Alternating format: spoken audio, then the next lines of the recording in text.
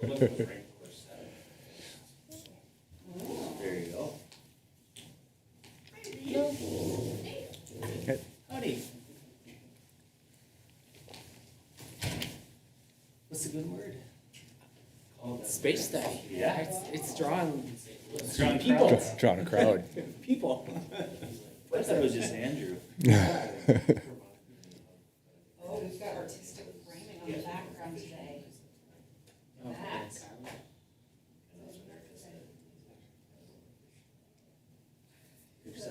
At the business center at the hotel.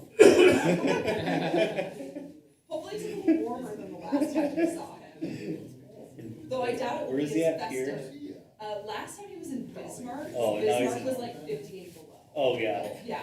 But it was hilarious. Just so you know, I'm in Pierre Yeah, today, so yeah. and we've got a big snowstorm moving in Exciting. for tomorrow. I'm sad that we don't have quite the festive background this time, Eric. No, I can't top the last one. I sought out a less disruptive background. For those of you who didn't see Eric's background the last time, it was Valentine's Day had exploded in the office center at the hotel. We had glitter and sparkles and hearts and There you go. And I think you guys are gonna need to have your mics on for me to hear you, because I can just barely hear you. Yeah, That's I generally remember the that rule. from last Oh, time. there we go. Yeah, I turned my mic on. Although you're talking loud enough that he can probably hear you. Yeah. I do have an outdoor voice.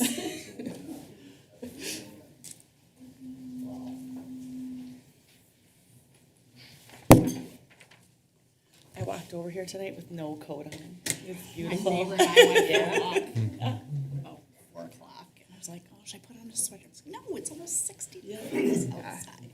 Last week in Missouri, it was freezing cold, and then the next 2 days where it was 70 degrees down As soon there. as you left?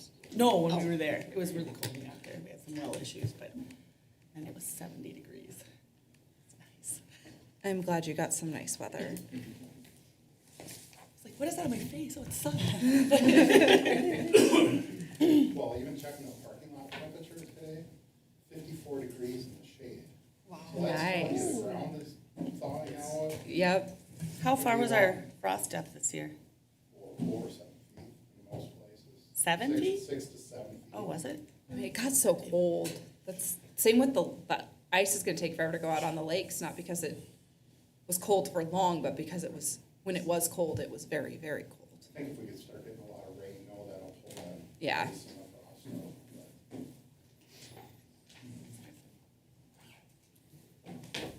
I know I have friends who syrup, and they're all very excited. Okay, that is exciting, but more exciting is this work session, which I will now call to order. Let's see, calling the March 3rd, 2025 work session to order. Up first, we have the city manager's report, Mr. Mareck. Good evening, Mayor and Council. Can you hear me okay, Eric?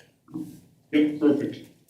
Quite a few updates I'd like to share. So we're getting ready to prepare the street maintenance project. One of the things in talking to the city engineer, Erin Schmidt, we noticed that a road that was planned for a mill and overlay section of Carver Bluffs Parkway is kind of deteriorated over the winter to the point where, in Erin's opinion, we probably need to do a reclamation project, which, as many of you know, is more of an expensive proposition. And so in sorting through that, our plan as of this point is to change that to a reclamation, but then provide some alternate bidding opportunities, because the reclamation is going to probably cost in the range of $90,000 more than what the fund can support at this point. And so the goal would be to come back with that project with a reclamation, if we have enough funds to do based on bidding amounts, some side streets, if you will, or cul-de-sac areas, and we would do it all. If it's not the case, then when we do our annual update to the pavement management plan, we'd reformulate the dollars that are needed so we stay on schedule. So that's the preferred option. The other option would be to try to find $90,000, and at this point, it's just an engineer's estimate. It can end up being $120,000 more, and so that was my concern of, like, putting forward the complete project, knowing that it's just an engineer's estimate. And so worst cases, this gives you some more options to choose from when you can actually get the bids. But Erin's here if you have any specific questions related to the street, but just a slight change in approach. And if we end up changing that approach, then we'll have to communicate that to the residents that are impacted. I do have a question, not about that street, but last time we discussed the street maintenance plan, I had brought up Ramsey Avenue, and I think I wasn't the only one to mention that. Erin, has anyone been out there just to take a look at that to see if it's gonna make it another year? Yeah, Eric, I actually drove the streets last week again, and I did check out the Ramsey Avenue piece, and it's definitely deteriorated. It's a reclamation project, no doubt. I think that one's planned for 2027 at this rate. So, Right, and that was the concern, will it make it to the scheduled reclamation? yeah, I guess we don't know for certain, but I guess it's not falling apart to the point where I would say, yeah, we definitely can't make it 2 years at this time anyway, Eric. Okay, if you've looked at it and that's the engineering judgment, that's fine, I'm glad you did. Moving on, at your next work session, if you remember, we had planned, or the council had planned to do kind of a restoration to natural setting in Riverside Park, but that grant got delayed with the Merriam Junction Trail project. And so Erin Smith has been working with, Great River Greening? So there's an opportunity to, again, apply for funds that would coincide with when Scott County is out of Riverside Park. So Erin's going to be bringing that application and kind of site plan back to the council for some line of sight at your next work session. Fortunate enough and excited to announce that Andrew Simmons is going to be the city's new Director of Public Services and Engineering. He's from the city of Rogers. He'll be starting 2 weeks from today.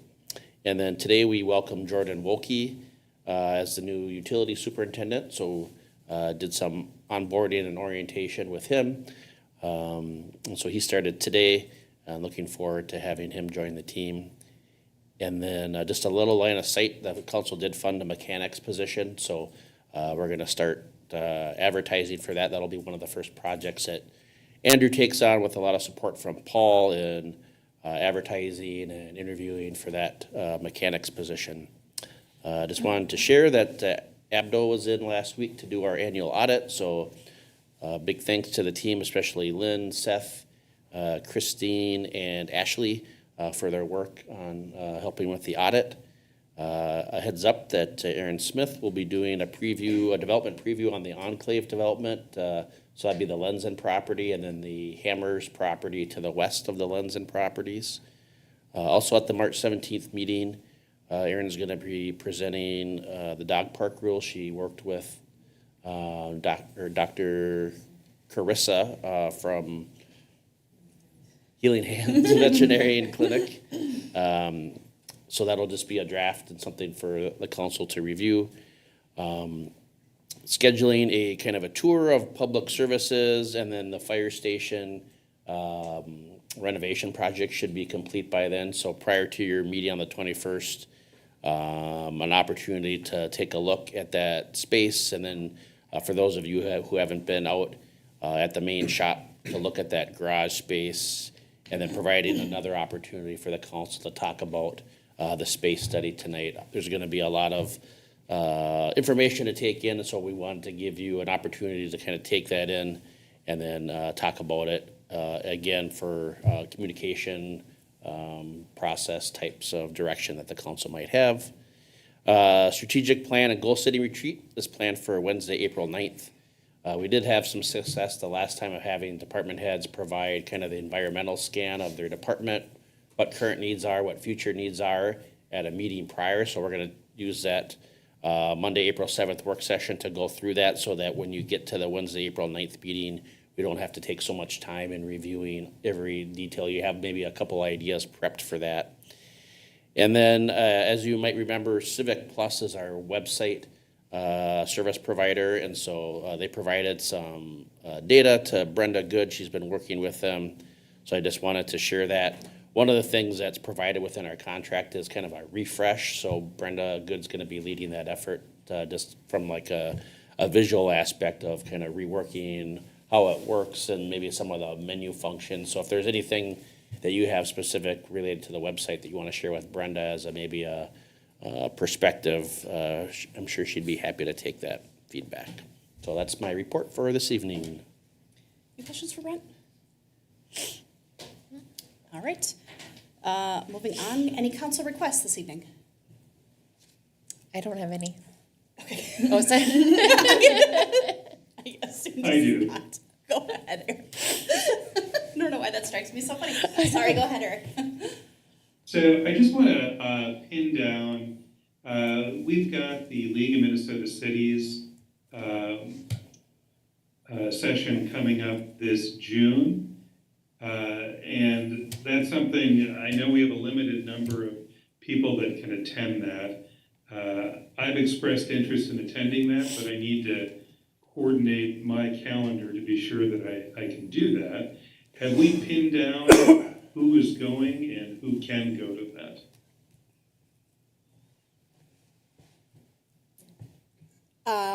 Let's see. I think that that's something that we still have to discuss, Eric. I am going, and I think you had demonstrated some interest in going. Correct. Okay. Let's put a pin in that if that's okay. All right. Let's see. Other council requests.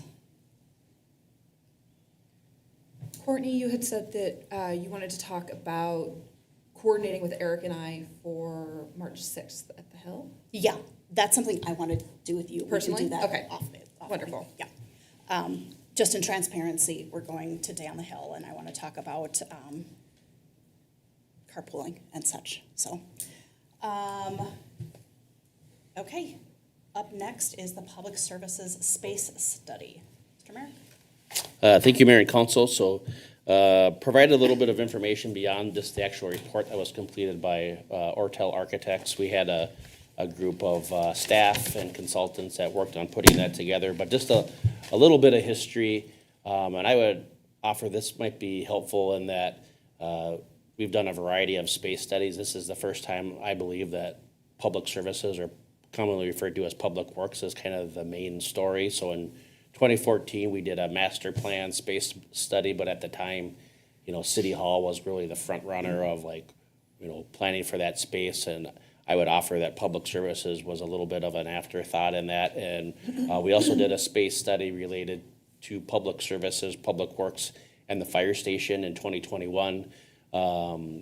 Not so much the case as an afterthought there, but there is a very specific set of criteria that the council asked for at the time, and that was related to finding or providing space that the city currently owned. At the time, the council didn't want to look at land acquisition, so the box was somewhat limited based on the parameters that was provided. But there was also kind of a competing interest looking at that renovation project for the fire station, some of the maintenance items. So this, and I think Paul Schultz can attest to, is I would offer as the most comprehensive space study that we've done for public works and services. And I would also offer that this is literally the very first step. And so although there's a ton of information, I respect, our team respects that this is a very big issue for the city council to grapple with, really the community to grapple with. And so sometimes that can feel hurried, and maybe the process doesn't feel right. And so I just want to remind you that this is the first step. And so take it all in. We're not hoping to pressure you into choosing a direction tonight. But one of the things that I've noticed being involved in public projects is if we can't all get on the same page by organization and community on what the need is, the process becomes disjointed throughout. And so with Andrew, this is Andrew Cooper, he's the president of Ortel Architects. I think he's provided the fundamentals of what that need is based on feedback that he got from Paul Schultz and the rest of the public services team, some of our other staff. But again, I've used the analogy of kind of baking a cake here. This part of the ingredients involves the city council, and so this doesn't necessarily need to be the finished project. If you see things or gaps in information or data that you want us to look at again, we can do that. This is where we're at this point, and so we're looking forward to engaging with you in this first step of that conversation. So with that, Andrew, take it away. Thanks, Brent. Good evening, Mayor and Council. I am Andrew Cooper with Ortel Architects. I am the president. That's kind of cool. Thanks for saying that. I say it every once in a while, and it sounds kind of cool, and it is. So what we're going to do today is we're just kind of going to go over the deliverable, a very brief, high-level summary of the process. And we started this about a month or two ago, and it is really high-level. The cake baking analogy is perfect. Right now we know we have flour, sugar, and eggs. We don't know what the flavor cake is. We don't know anything else. So really, it's just kind of the nuts and bolts. We started the process meeting with Brent and Paul and staff to really kind of discover what are the imperatives. What does this study really need to cover? And through that discussion, we came up with 4 critical imperatives. This project needs to be future forward.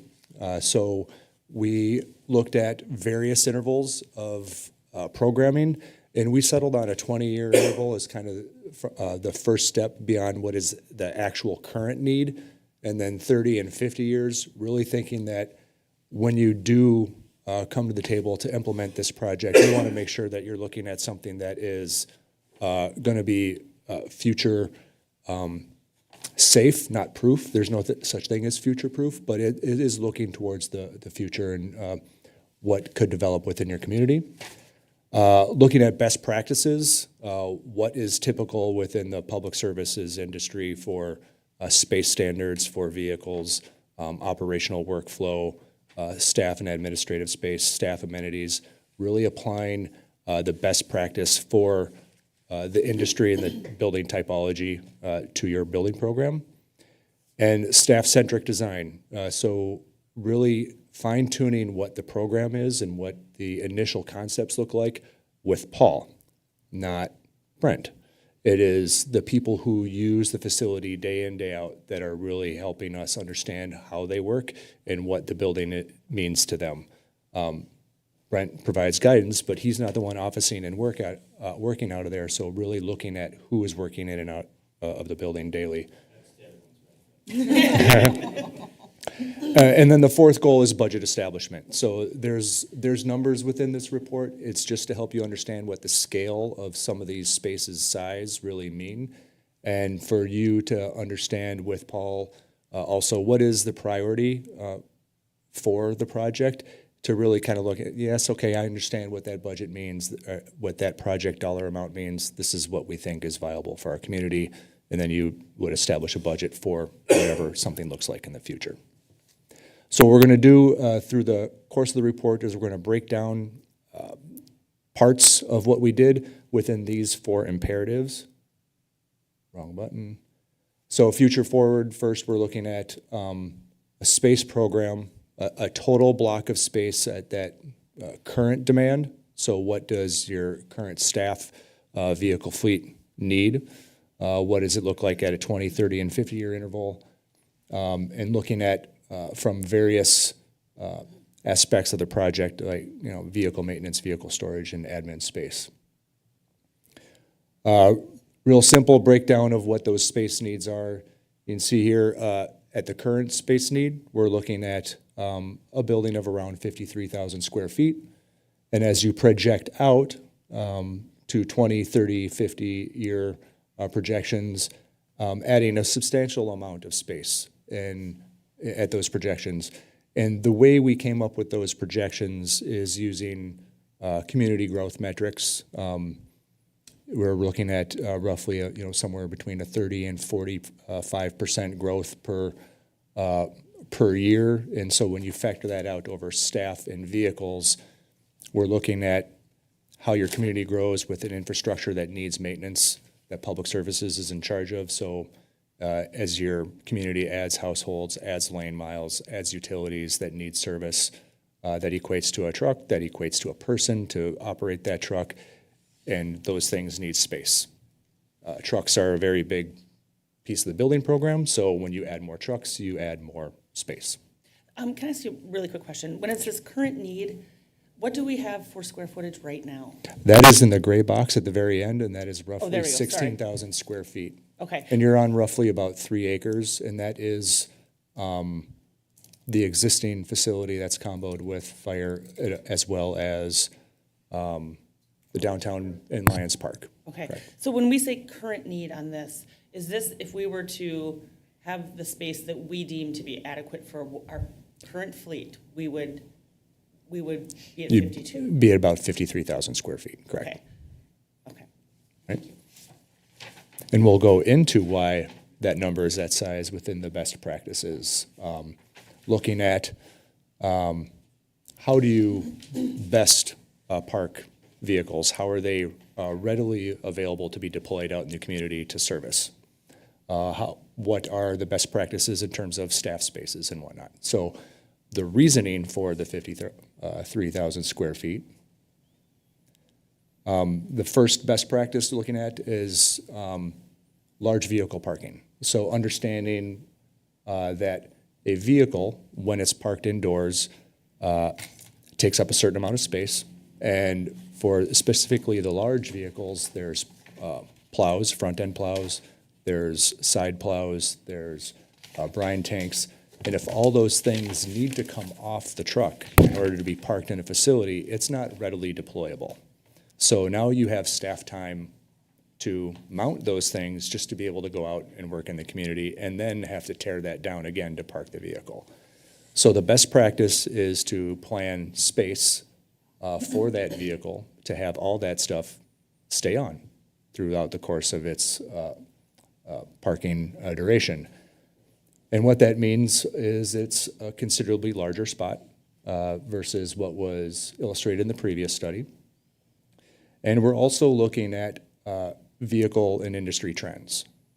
These large pieces of equipment, they are not getting smaller.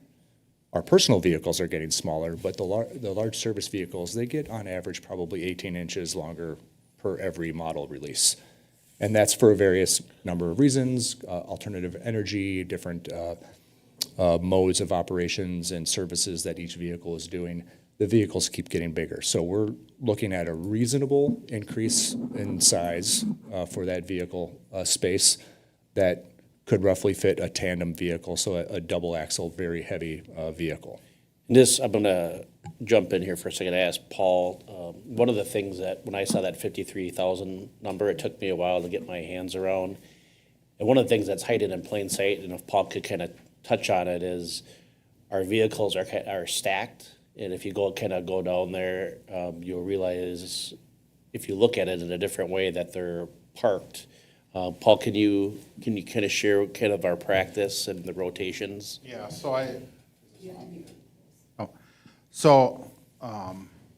if we go up there right now, and I know it was brought up before that when we have our open house, it looks really cleaned up and it looks like we have space. Reality is, that's not what it's like. If you were to go up there today, there's at least 10 plows that are parked outside, where when the snowstorm comes, for an example, we're hooking them up at 2 o'clock in the morning, outside. Pickups are parked outside. So routinely right now, we switch seasonally back and forth from the old PU building to snowplow stuff up at the fire station, Public Works. But it is a challenge for everybody, especially in the middle of the night and inclement weather.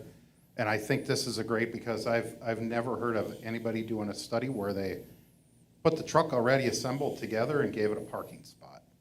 Paul, could you share also like an example of how the vehicles are parked end to end? So you might have to take out a vehicle or two to get at something. So right now, some are parked end to end and some are parked side by side.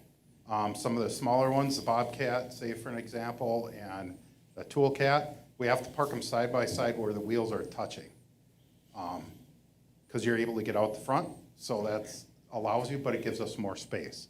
End to end and making them lineal would take up too much space. So we're cramming it that tight, and then all the pickup trucks and service trucks that we have get parked outside.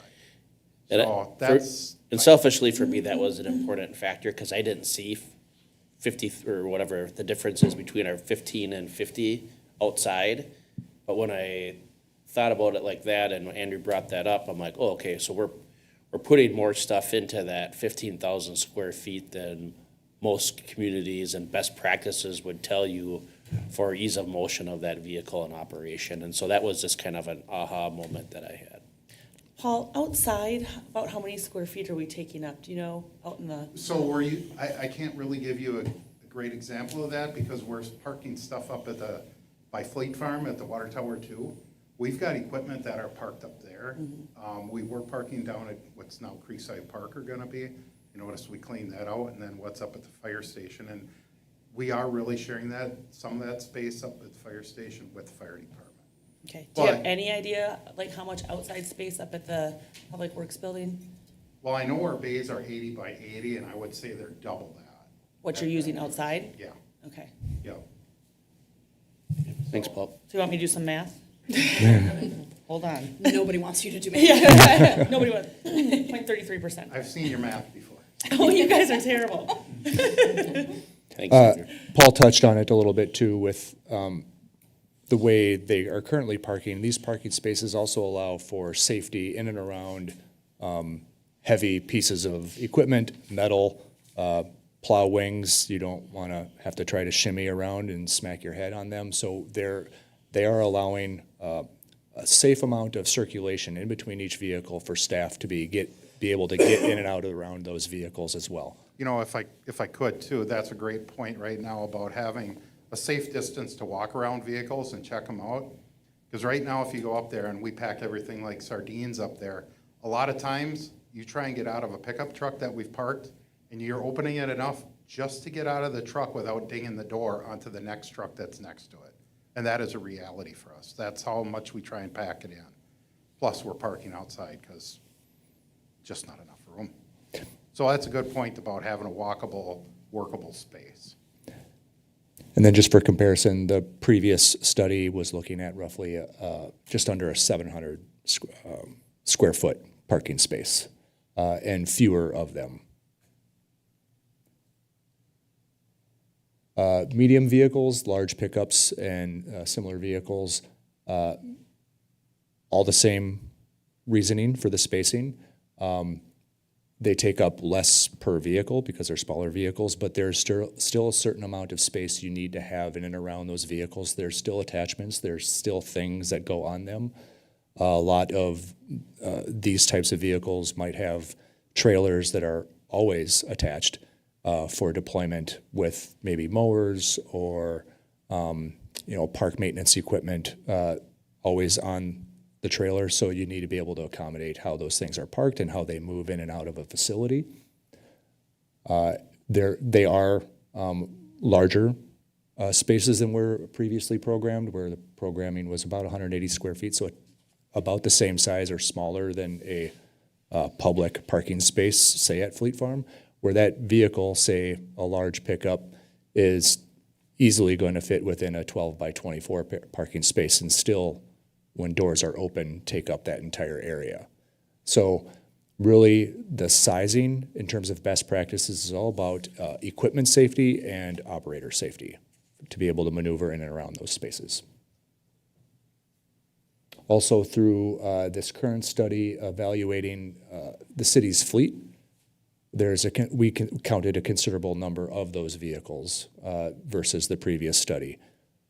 And that's not saying the previous study was completely wrong. To go back to what Brent was saying, it was just a direction in how they were counting and how they were utilizing space, that this current study didn't have that constraint, so it's able to look at it holistically from a best practice perspective. Talked about being able to walk around a vehicle and inspect. Equipment service and maintenance is very important. You're spending a lot of money on these pieces of equipment, so to be able to maintain them is critical. You're looking at hiring a mechanic, and maintenance bays, both for large and small vehicles, are very important. When you're looking at maintenance bays and the best practice for programming, you're really looking at 2 to 2.5 bays per technician, so that if something is broken and has to sit and wait for parts or wait for specific service that there's still an area available for that technician to be able to do work and not just sit there and wait for parts. So that that maintenance area is not just one space for one person, it's 2 to 2.5 spaces per person, so the workflow can be maintained, and that as stuff comes in and out, it can be repaired and put back into service as quickly as possible. The simplest preventative maintenance thing you can do is wash equipment. But that is a high humidity activity, and when you introduce that much humidity into a general space, it causes building degradation, it causes cleanliness issues. So having a separated, dedicated wash bay, it can be attached to the main building, but we want a way to control that humidity. So planning that to be in its own separate space and how vehicles circulate in and out of that is also a best practice, so that you are easily cleaning those vehicles, you're parking them clean, you're extending the life of that equipment, and it's a very simple thing to do. In the previous study, there were no spaces along those lines. There was a wash bay, but it was just integrated into the main facility, which we wouldn't recommend from a building maintenance perspective. I think, oh, I'm sorry, go ahead. You're maybe gonna expand on it. I take it we don't have a wash bay right now. Correct. So right now, we do have a spot set up with a pressure washer in it in a bay, but it's not a wash bay. So typically what happens right now is we wait and hope it's a good sunny day after a winter event, and they wash them outside, even during this cold winter. And of course, we create a nice parking lot out back. I know the new public services director, when he was given his little tour, right away he asked me, where's your wash bay? Here, this is all we got. So I know that was important to him about clean vehicles are ones that are gonna keep in shape for you. So, yeah. When this space isn't being used for washing, can it be used for other things? So can you do maintenance work on vehicles in there?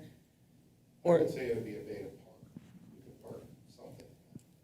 Might have to move it out. Might have to move it out overnight or the next day during the day, but it would still be a spot, correct? I mean, Yeah, there are communities that do use their wash bay for parking of specific equipment, but it really depends on the season, so that it is still available for that washing without having to get out of your vehicle that you're currently pulling in and move something out of the way.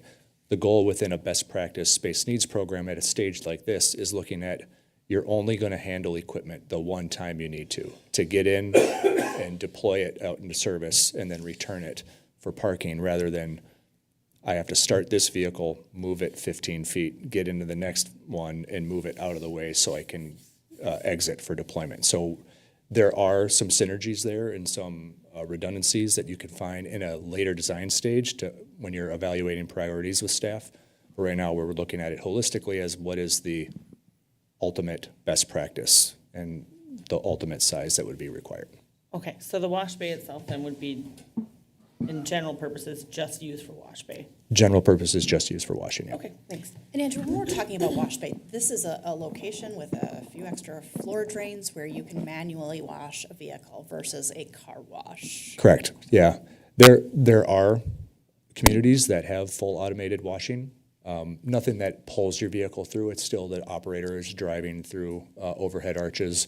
There are some automatic features that we would heavily advocate.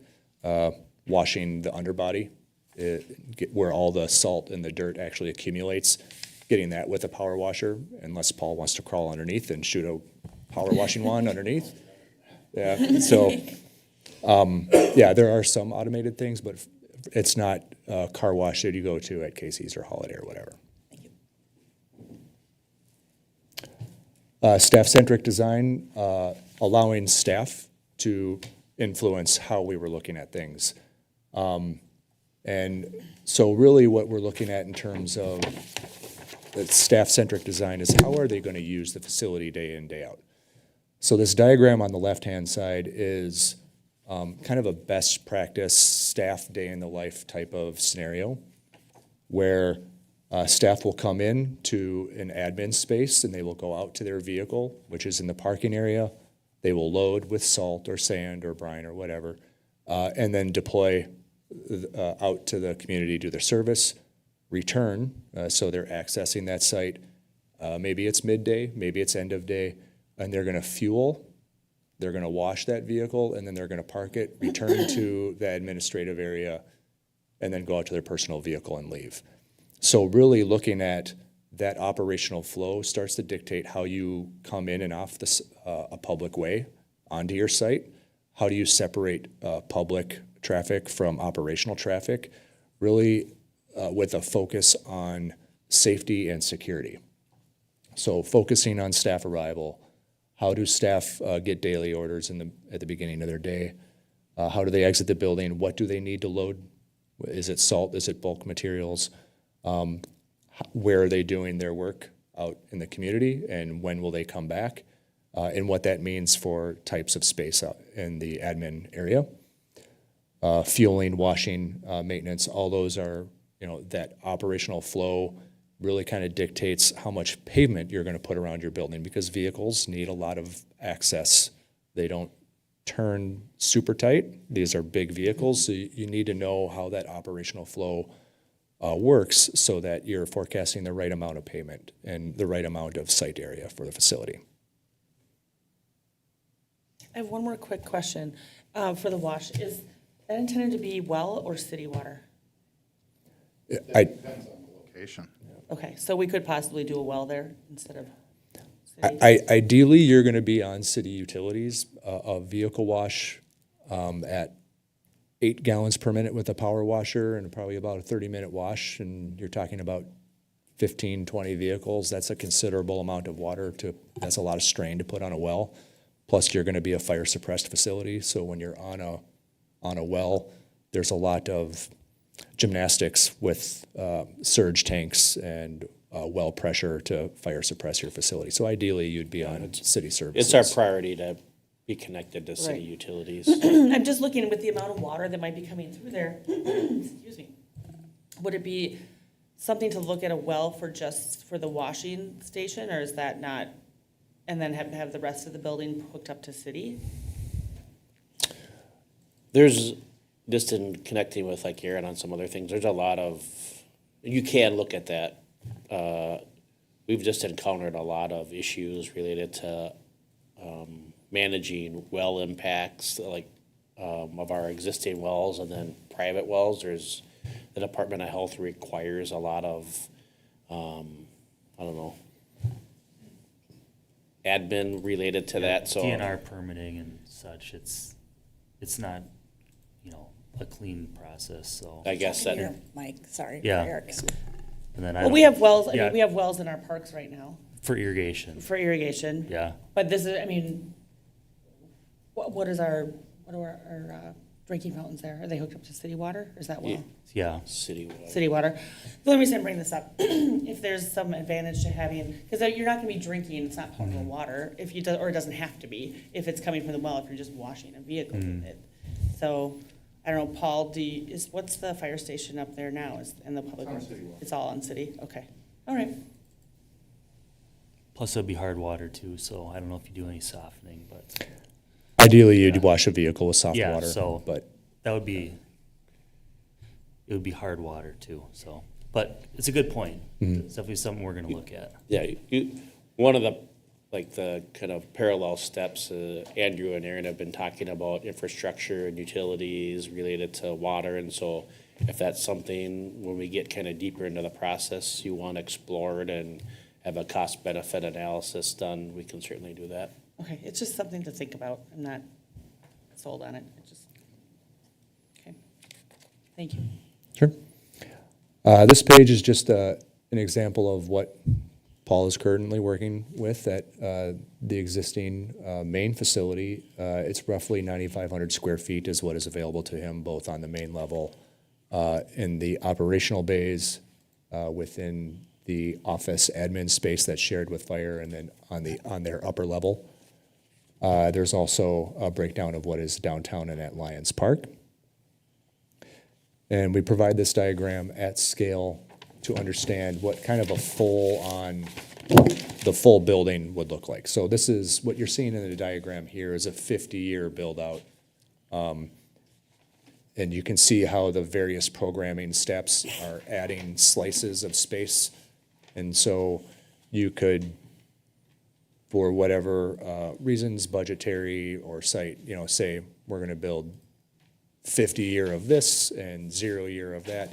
But really at any stage that we're at now, concept and preliminary design, future design phases, you want to master plan whatever site is available so you know how to expand and you know what that would look like at a 50-year interval. And just for, just a line of sight, this isn't a proposed layout of like the parking that would come at a later date. It just represents what it could look like in a space like that. Can you flip back one slide? I just want to catch that square footage on the bottom really quick. The JCP. Okay, that was 95. All right, thank you.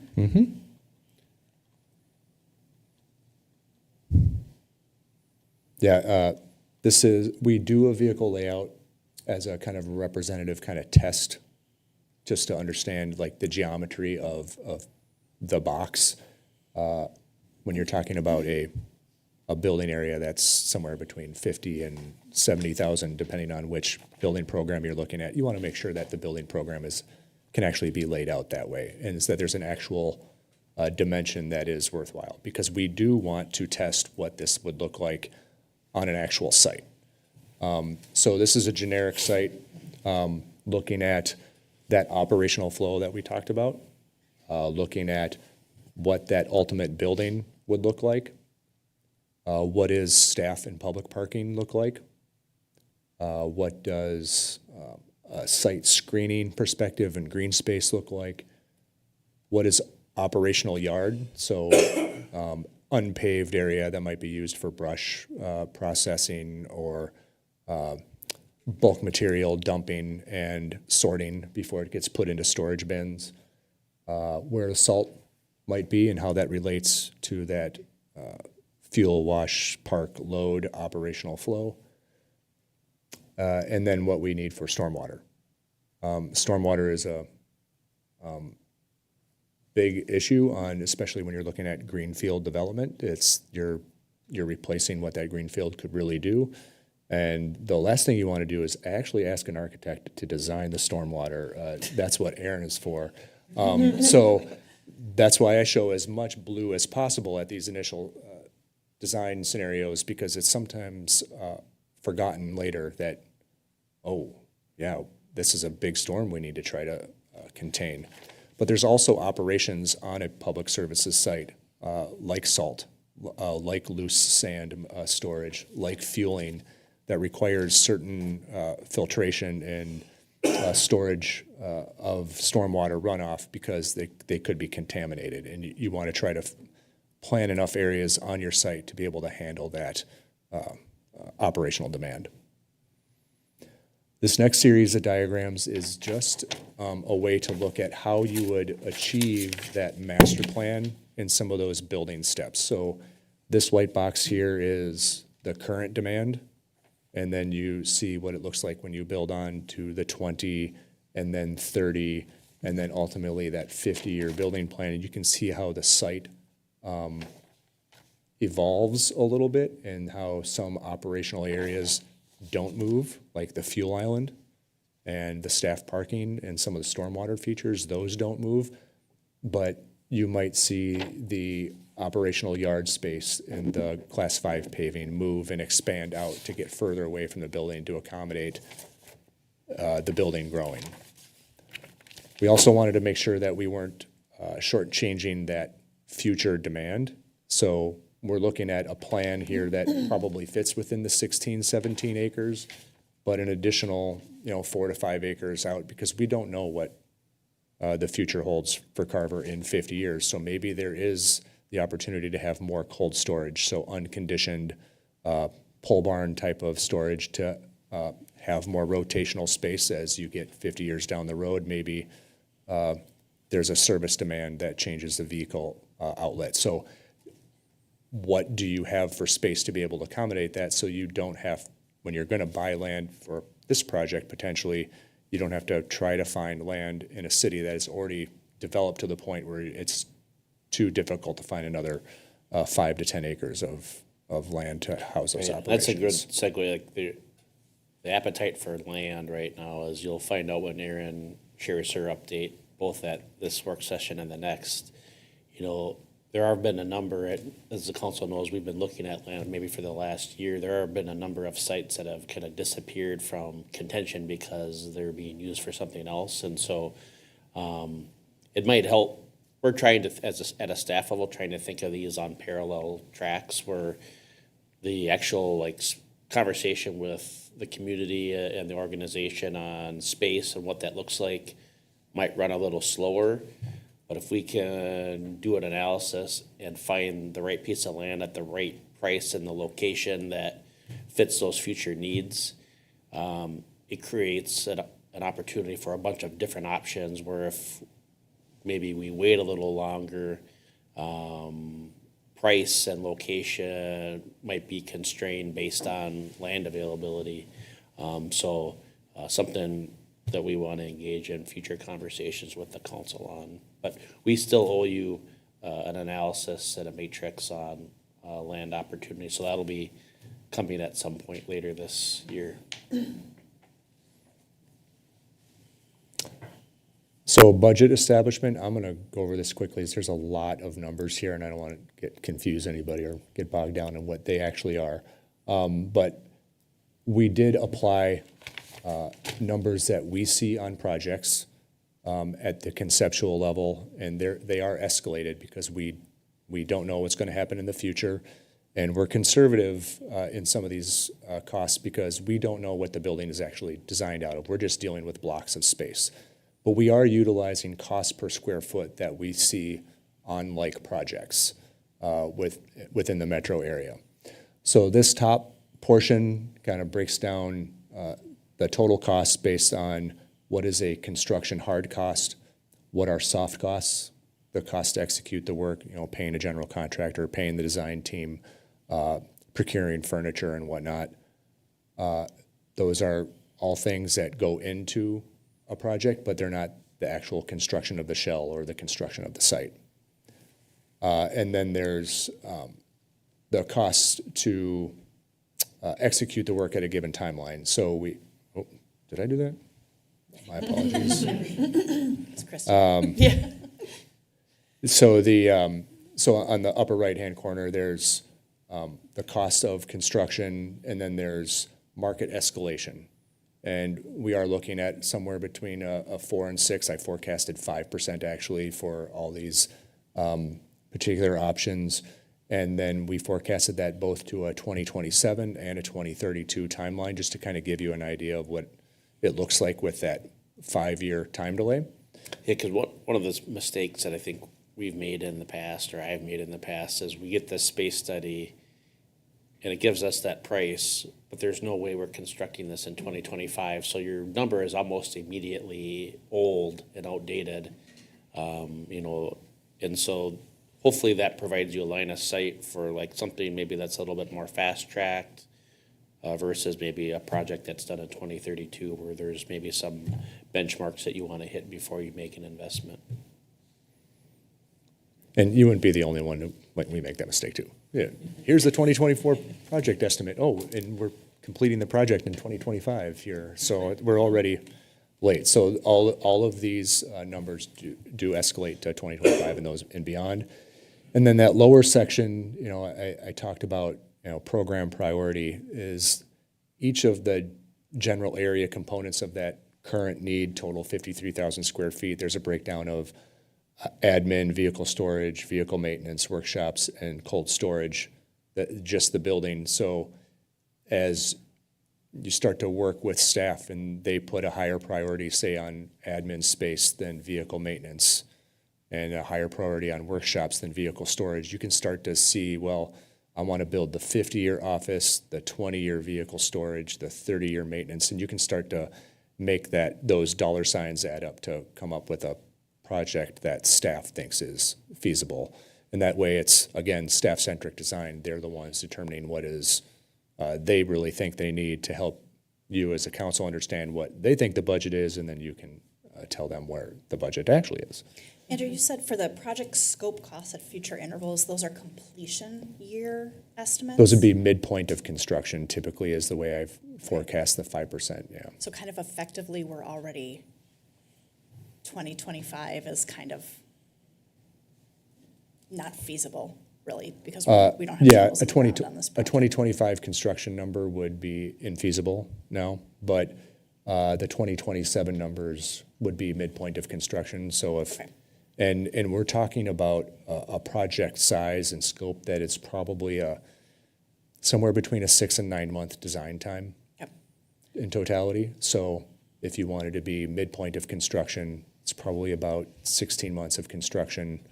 You cycle that back, you're probably have to be in design by 2026 in order to meet that 2027. And it's Midpoint. noted in the memo, but these costs don't include off-site infrastructure or land costs, because that'd be dependent upon what site you're looking at, and so that'll be part of your matrix that we'll provide to you, so you can make decisions based on, you could have a property that's more expensive in land, but easier to service from a utilities perspective, and vice versa. And we have those scenarios, so we'll get that information to you, but so these numbers don't represent the total, they just represent kind of the building, and then where you locate it and the utilities to service it are in addition to this number, or that number. Thank you. We are forecasting, that is, Ortel Architects is forecasting site construction numbers, and that will all have to be verified through an actual site design. I try to be as conservative as possible because site work is underground and you don't know what you're going to find once you put a shovel in the ground. So the rest of these pages are just, I really like spreadsheets, so I produce a lot of them. But they're just kind of proof of concept in terms of how we're looking at the different types of space and how the cost of vehicle storage. It's a big number when you put it together, but it's the lowest cost per square foot. So it's just kind of proof of that concept to illustrate what that is. There is a construction type and quality that's kind of forecast. I mentioned the conservative nature of the numbers. We're looking at kind of the better of the good, better, best scale of construction type and quality right now. There's plenty of opportunity to move along that scale within these numbers. There's also plenty of opportunity within these numbers to scale how much space is actually necessary at the initial project, so you can really fine tune what that looks like from a budget perspective. But just know that if you said, I want something that's going to be really nice, but not the best in the metro area, that's kind of what we're focusing at. And Andrew, the examples that you gave at the end of your presentation, are those also better on that good, better, best, or good, better, best, right, scale? Good, better, best. Well, this is really little for me to see, but I wrote it, so I kind of have it memorized. So what you'll see here is almost all of these projects on here, depending on the timeline, are going to be kind of towards the better. There's a couple that might be on the best end, and where you start to get to the, oh, thank you, Brent. Where you start to get to the best end is where you're looking at building sustainability goals that have higher demand on mechanical and electrical type functions, and you have to do a lot more with the architectural envelope, more roof insulation, more high performance windows. And you'll start to see that, say, in like, there's a New Ulm project there, which is actually the National Guard. And that's funded by the state and the Guard Bureau. They have a lot of requirements for how their building is supposed to perform. So you start to see that cost per square foot get a little higher up. And that's almost entirely within those building systems where the actual architectural shell is very apropos to the rest of the projects. I think what I really like about this particular sheet is you can see in the years completed how some of these things were impacted, and we can all remember back to some of these economic conditions. And you can see, wow, that was really cheap. What happened? Well, that was 14 years ago. Things have happened. I cite the Ramsey project here as being a building that's kind of right at your 20-year projection level. We designed Ramsey entirely during the pandemic. The only meeting we ever had in person until construction was halfway done was the kickoff meeting. And then 3 days later, the shutdown came. So we did everything, all the design within the pandemic. And then once it was ready for bid, we hit an economic condition that is never going to be seen again, hopefully, because we don't have to go through another pandemic to get there. But costs were super low. And so it's an indicator of what could happen but not likely to happen. So you start to see numbers escalating from there. So yes, all of these are going to be in your kind of better range. And one of the, like I would say, like probably the preferred path from like a longevity standpoint is like a concrete tip-up building. But you can see other applications where it'd be like a pre-engineered metal building. And so there's a spectrum of choices. We wouldn't recommend at this point you say this is the type of building that you want. We'd like to let this kind of the space stuff kind of percolate a little bit. So just to kind of maybe bring this full circle. So we're hoping tonight for some critical discussion and conversation with the team and amongst the council. But at least our preliminary plan, and again, we'll take direction on this as well, is to kind of take this report and create a nice handout that we can integrate into the newsletter for the April newsletter and the May newsletter, inviting the community to participate in a listening session where they provide feedback on what they see so that you can use that as ingredients so that when we get to, I would say like June, July, where we're getting into the 10-year financial plan, you can use that feedback and provide a path on integration of that investment within the 10-year plan or wherever you choose, and then kind of follow those steps. But those are the first couple steps. And again, that's a path. That doesn't mean it needs to be the path. But just trying to give you an idea of kind of how these next steps could go, because it's such a, obviously a massive project that would last for decades. And so just wanted to give you maybe a starting point to have a conversation on it. So there also is some, just to kind of steal it away from Andrew a bit, there's some information regarding their firm. And one of the most important steps is that this is kind of this is the design phase, but then there's what's the next I would step? call this the programming and pre-design. Yeah. And then there's a concept design where you're going to actually lay out the admin area. You're actually going to lay out the maintenance area. We'll come back and actually lay out the vehicle area a little bit more detail, just to kind of prove concept, some massing, and start to understand building heights. Then you go to schematic design, where you start to bring engineers in and you understand how the thing is actually going to get built. I wouldn't engage schematic design at all until you had a site purchased and ready. You can do concept in advance of that, within range, but I wouldn't recommend doing anything beyond concept without a site in hand. And so that example proved to be, I think, fortuitous with the City Hall project. So we had multiple studies, but we got to the point where we took this kind of concept or pre-design and then did listing sessions, had a committee, and eventually the council developed, in conjunction with the community input, guiding principles for the project. And so, so you could say, well, we want to have this type of construction and we want to build to a 20-year or a 30-year design, whatever that is. And those ingredients could then be used by the design team and staff to kind of enhance that process so that we don't come back with something that you and the community don't want to see. So this is kind of the first step in that process. But I would offer, from editorial opinion, that was a pretty successful process for City Hall. That's where they said, they really wanted to focus on the building being downtown. They really focused on having a lower level community space rather than having city offices on the lower level. There are some notes for the historic and kind of not mimicking it, but having it be compatible with the rest of the downtown. I can send that out to the council just as an example of something, but our good fortune. Our hope would be to maybe develop something similar when the community and the council is ready to take that step.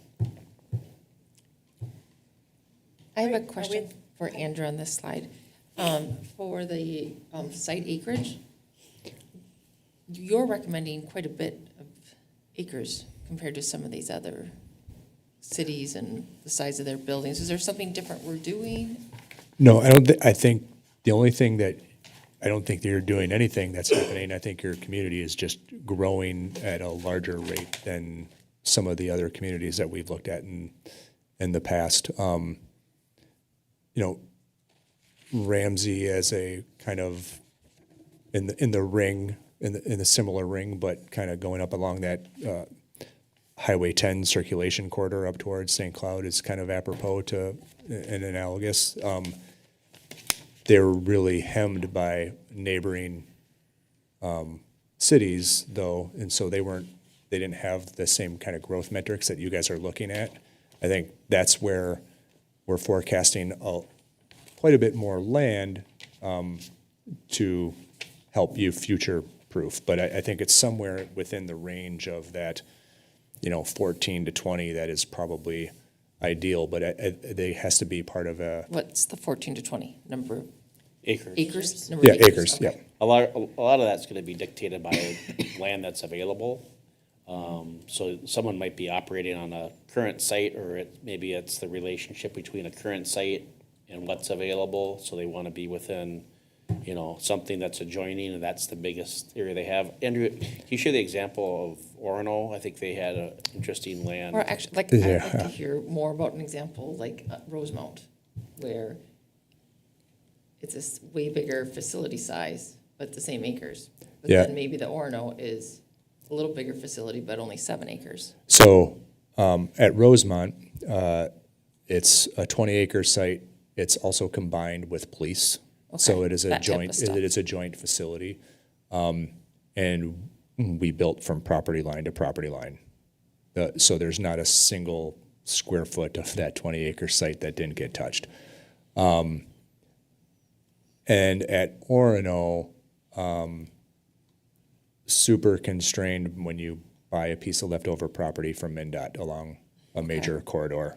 And somewhere between 35 and 40 feet of grade fall from one side to the other. So it is also completely maximized, and there will not be growth on Orono's site. So that's kind of the key to look at, is like those were communities that now Rosemont will grow, but they built a 30-year building, and they're still operating out of several other facilities that they're going to use to balance that Okay. with some cold storage and whatnot. So Thanks, that helps. And I would also offer, and I think Paul could probably add to this, but we're kind of a real-life example of that. When the existing facility was built, the 3 acres that it's on probably seemed enormous, and now we're essentially landlocked. And so just looking at how this community is going to grow, I think that's probably one of the guiding principles the council would want to consider is, do you want to, how much land do you want to get, as long as you can get it at a price that you think is reasonable and fits the budget. But, we're talking about a 20-year or 30-year need. Obviously, the community is going to provide services for longer than that. And so get enough acreage where you won't be landlocked in 30 years? And that's a delicate balance, right? Because budget always is a major indicator of that. But I would offer that some of the parcels that we're looking at provided maybe the city a better opportunity, because maybe they're not in our traditional growth areas. And so that's one of the things that we want to present to you at a later date. All right, before we open this up to comments and have our kitchen table conversations that we're so familiar with here during work sessions, so last week, Andrew presented this to city staff, and Brent let me listen in to kind of this dry run of this presentation. And Callie made a point that just really resonated with me that I wanted to share with you guys. I think as we look at this, not only is this like our community's growth and however many more plow trucks and front end loaders and skid steers and bobcats, and I think I just said the same thing 3 times, right? I know, because I've driven one. But so Callie made this point of, you know, he's like, we're programmed to get a ladder truck in a number of years, and we're out of room on their side of the fire department. So I think the assumption has always been that the fire department is going to grow into that building, and effectively and respectively, we're gonna kick public services out. So like, that was a little bit of a light bulb moment for me, is that we are also out of room for the fire department, but they will move to that north side of the building. So just sharing that, and because it was so insightful for me. So questions, comments, thoughts? I have a couple questions for staff. Go ahead. Okay. Paul, I'm just gonna throw it, so it's like Chan, Chaska, Waconia, since they're larger than us, do they still use satellite buildings for some of their equipment storage, or are they all in one?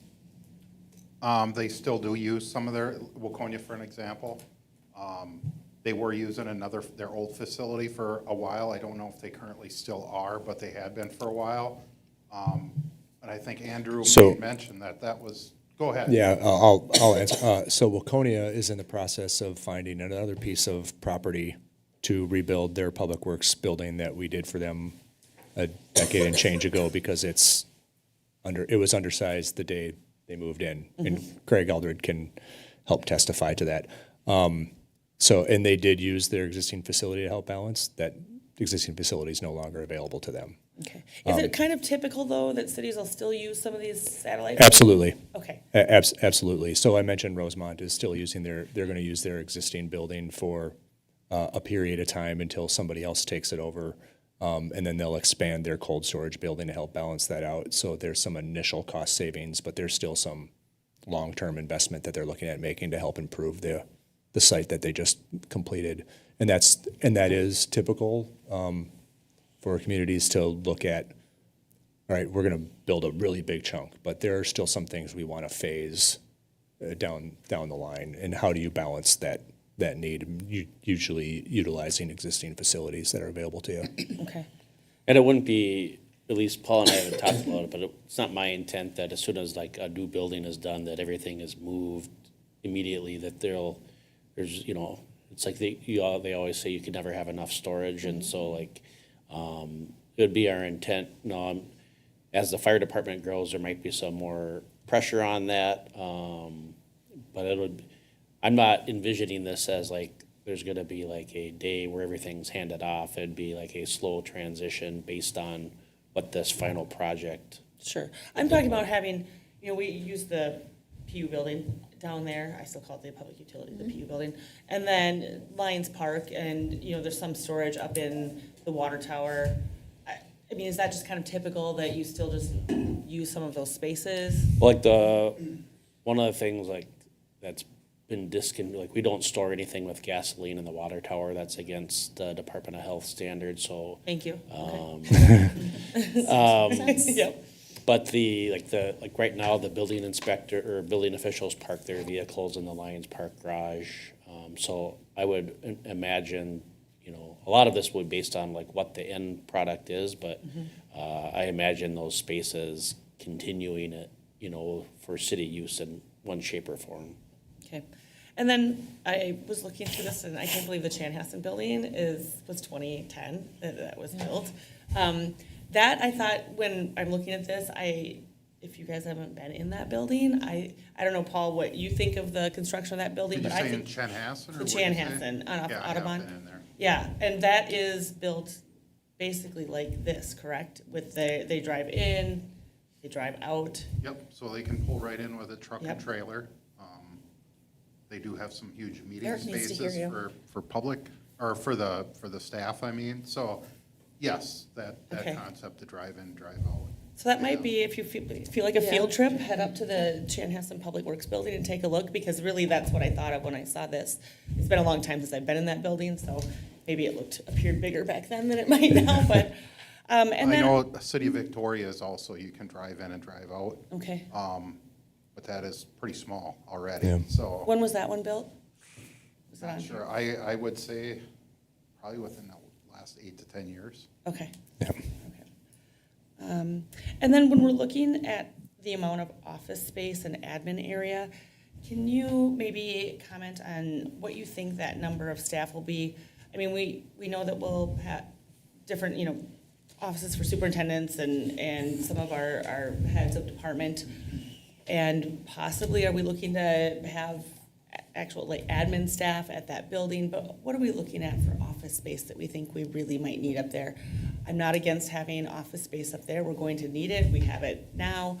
But I don't want to overbuild it for a building that, for the office space part, where we might not have staff that is full-time up there as office staff. Yeah, that'd be, I don't have like the exact number. We have we integrated our 10-year staffing plan, so they have that. But those are those fine touches that you can make where you could have, basically kind of a roll-up workspace where someone has a laptop and they can plug in. So editorial comment, I would certainly offer, we don't need a cubicle for every technician. But we have Christine up there 3 days a week. I'm imagining that's probably going to be amplified shortly because we'll have more full-time staff down there at administrative roles. So I would say we'd have, offices for the 2 superintendents, the director, and some, a conference room, that type of thing. But again, those are, those light touches that you could make in those guiding principles. But I would say the heart and soul of this building is vehicle and equipment storage, the service bays, the wash bay, that kind of stuff. It's not intended to be a second admin building because frankly, I would offer that, 85, 90% of their day is not spent inside. So, and that's certainly something that the council can reinforce when we get to that point. Okay. And, Laura, you brought up that the acreage on this that we're reviewing seems a little bit larger than some of the other ones. I'm trying to think as I drive through Chaska or Chan, do they have where the fire department has other buildings that they're stationed at, or is it EMS services that they have on some of their public property? Chan just closed a fire department. Chan did, one of their smaller ones? Okay. So is our intent then to keep the fire department in one place? Correct. Okay, for the lifetime of our city at this point? Correct. For what we can see? That's in our crystal ball? And the mayor kind of Yeah. mentioned it as fortunately, I believe we're in a position where instead of having to build 2 kind of like your big public safety facility and a big public works or services facility, you're in a position where you can have one of those kind of 2 anchored apartments assume the balance. And I don't see any reason why that existing fire station, if they had the whole space, couldn't last 50 plus years, frankly. It's in a great location. It's, Paul alluded to it, it's set up like a fire station. You don't see public works buildings built with doors on both sides like they are, because you lose all that kind of parking space. And then one of the other things that's probably not as visible to the community is with the development of Creekside Park, kind of the city's kind of storage area, so that, was it 5 to 10 acres out there at the old wastewater treatment plant is kind of gone. And so having kind of that messy area, if you will, is a need that's not shown on this plan, but it's, having 3 to 5 acres for snow storage and,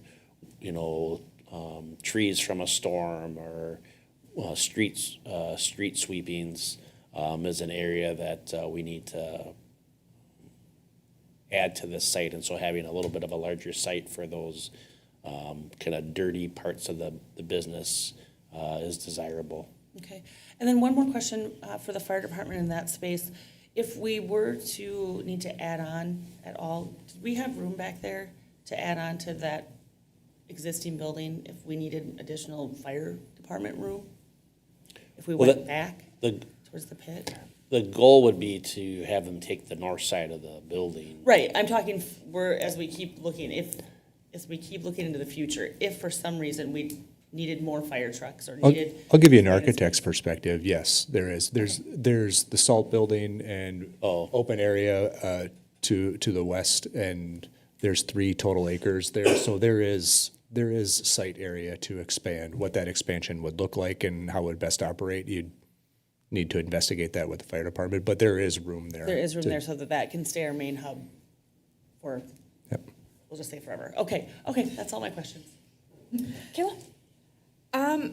I think that this is really good. I like that you have the trends in there for the vehicles as time goes forward, because that was one of my big concerns, is that if we're planning for vehicles we have today, what happens when the vehicles change?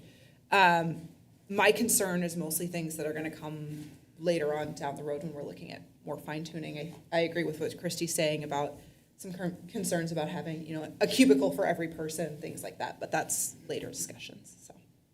Lori? Just a couple little things. Yes, thank you for the presentation. And as far as like the building materials and the aesthetics, on page 22, where it talks about construction type, for me, like that is way down the road. Or, you know, wait until we have a better idea of the site. And then this is just something that I think would be helpful, and I'm piggybacking off Christy's questions on how many staff. On one of the slides, it talks about the projected staff. It would be helpful to know, like, how many of those are, you know, out in the community, how many are in the office, Yeah, I mean, right now we have. projected for Yeah, I future mean, growth. and to. Today, too. To be clear, so we only have a 10-year line of sight to that, so and I would say like the superintendents are in the office maybe the first hour and last hour of the day. The director would probably be in the office all day with the support staff, so you're talking about 2 people. So if there's, the admin piece will not be a big piece to this project. If that's a concern for the council, that'll, you know, there'll be enough for them to function, but they've, again, the heart and soul of this is the vehicle storage and the servicing of those vehicles. The admin space will be what they need, but we don't have an intention of making it larger than it needs to be or giving everybody their own cubicle or having multiple conference rooms. And then the important question, where's the break room? The break room would be in the admin Admin space. okay. Yep. And also what's included in the admin is also locker and restroom space. Okay. So when we get further down the road, I'll advocate for those areas to be as big as you can afford to build them, because plumbing is expensive to demo and remodel. So if bathrooms and locker rooms, you design that to as far as you think you can deal with, and then office space, you can always expand as necessary, but bathrooms are hard to remodel. And you can be efficient with those spaces like we do now. I mean, you can make your break room a training room and a meeting room, you know, kind of all in one, so there's opportunities to do that. Yeah. Yes, that's Great, it. thanks. Thank you for this. This is insightful. I appreciate that it's future forward. I really like the part of it being staff-centric design. And in the memo, we talked about who participated in it, and it is the folks who will be using this and the folks who will be working out of this kind of a facility. So I do have a couple comments before we move on, Oh. if that's all right. Yep, yes, I almost forgot about you, but I will not forget about you. Let me just finish my thoughts. Sorry, Eric. Okay. You know, years and years and years ago, I drove around with Brian Skoke and took a look at the facilities with the intention of just kind of seeing where we are from a space crunch perspective. And they're still racking at Lions Park, where we are storing stuff vertically instead of on the floor and trying to develop more space.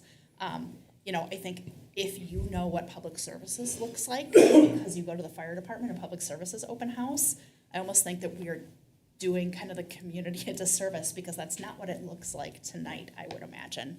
And I almost think, and I've said to Brent a little offhandedly, but maybe we should, but for the public services and fire department open house in 2025, maybe we give a really realistic look of what it looks like in there.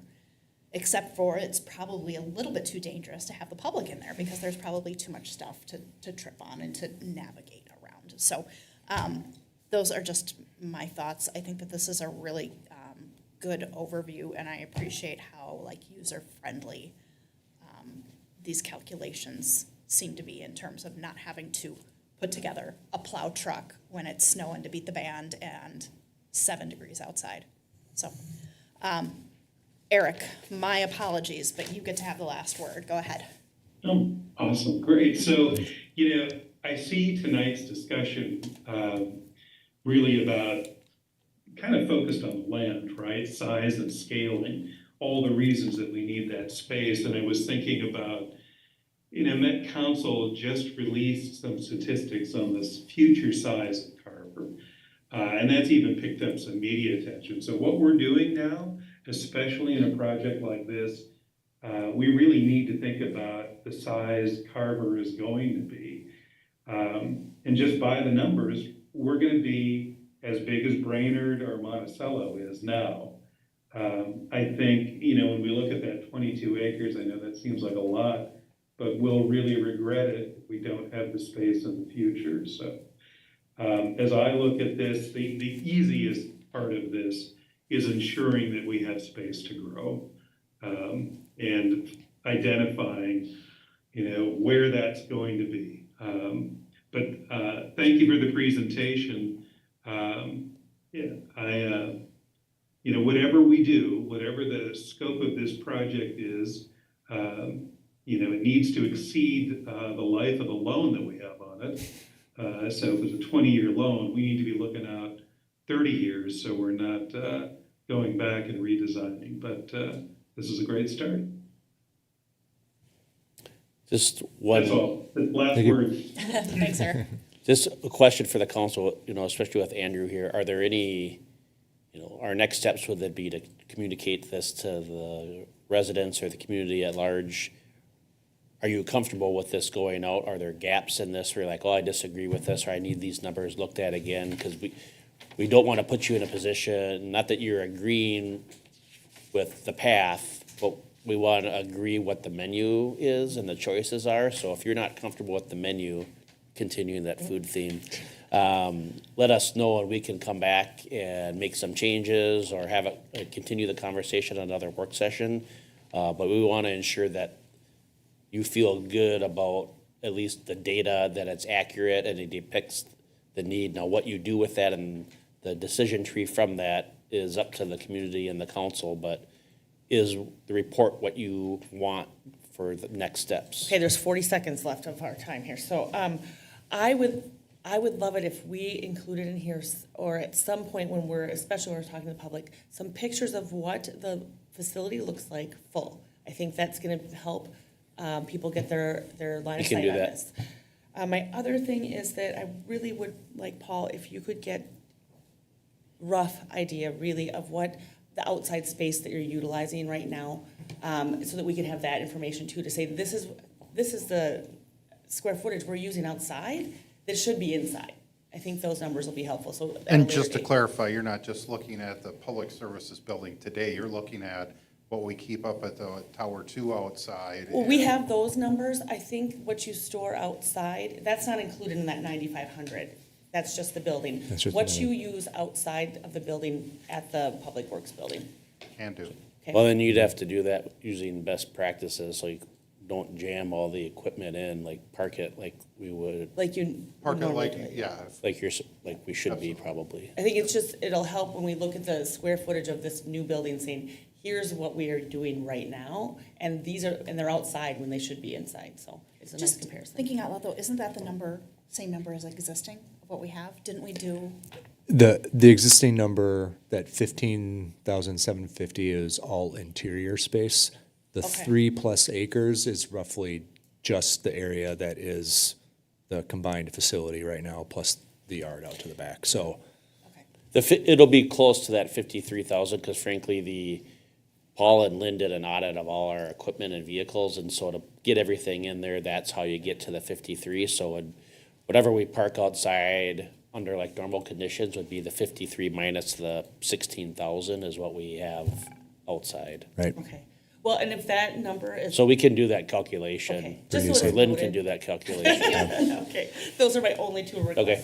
And then just my question, and I don't know if I'm looking at this the wrong way, but on page 5 of the space study, it says building program totals, and it says existing, it says 12,234. So the paper copy's been revised. Thank The you. packet copy is the latest edition, so we Okay, found so some. that should be 15,750, right? There's miscellaneous, like, you got that super early, so before we Okay. did approve this, so, because I wanted you to have something on paper. What's in the packet is accurate. Okay, thank you. And my eyes really appreciated seeing this and just being able to. So we go in can, and if the stuff. council wants, I can send you an updated paper copy. I would like one. Okay. I don't need, I don't need one. I just want to make sure that my math wasn't off, really. Anybody else with feedback on that last question from Brent, which I am struggling with? This is kind of what we're comfortable with sharing publicly. Although we're sharing it publicly right now. Well, you're not you're re-reviewing it. When we send it out and engage in community conversation, in a way, you're kind of saying these numbers are valid as far as like data goes. And so if you're not comfortable with the data, because if we have a resident come up and say, well, these numbers are all wrong, and we agree with them, that it creates this process that's not as trustworthy as I think we'd like it to be. I am not hearing anybody say, we're not comfortable with that. No. Eric, thoughts? I'm fine. Okay. And I'll, we'll give you some good line of sight on drafts before it goes into the newsletter of what's gonna be communicated to residents, so that if there are little tweaks, because this is a very, I think, personal process, much more so because it's probably the biggest public investment that the city's made or considering making. So we'll make sure that the communication feels right to you before it goes out. Awesome. Sounds very good. Erin, I think we're gonna hold you until the meeting. Just want to make sure that we gave enough time for that. Anything else on public services development, or public services department space study? Nope. Okay, I would entertain a motion to adjourn. I'll make a motion to adjourn. Motion by Councilmember Mack, I'll second. second by Councilmember Sayre. Any further discussion? All those in favor say aye. Aye. Opposed, same Aye. sign. I'll do a roll call Motion vote. passed. Oh, yes, you will. Thank you, Brenda. Councilmember Pasco. Aye. Councilmember Mock. Aye. Councilmember Sayre. Aye. Councilmember Perschmann. Aye.